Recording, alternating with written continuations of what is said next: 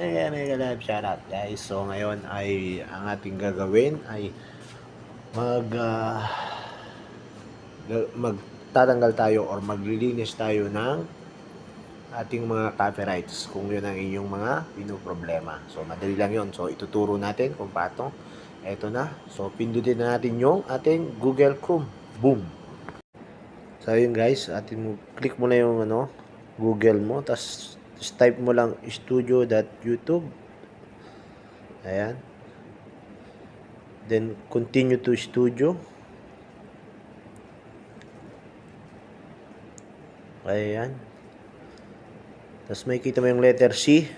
Ayan, click mo yung letter C. Then video list sa baba na yon. Lalabas na yung mga copyright natin dyan. Ayan. Tas piliin mo lang kung ano yung gusto mong tanggalan ng copyright. So ayun, napili ko yung ayan, tingnan natin yung details. Check mo lang kung ano ba yung nangyari.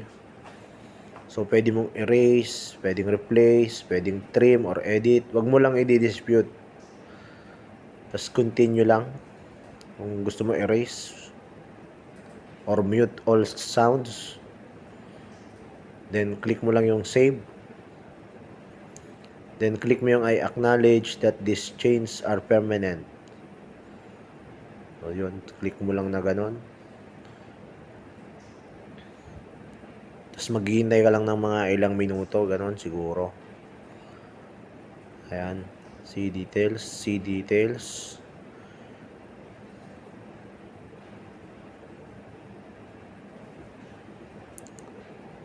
So ganyan lang kadali guys.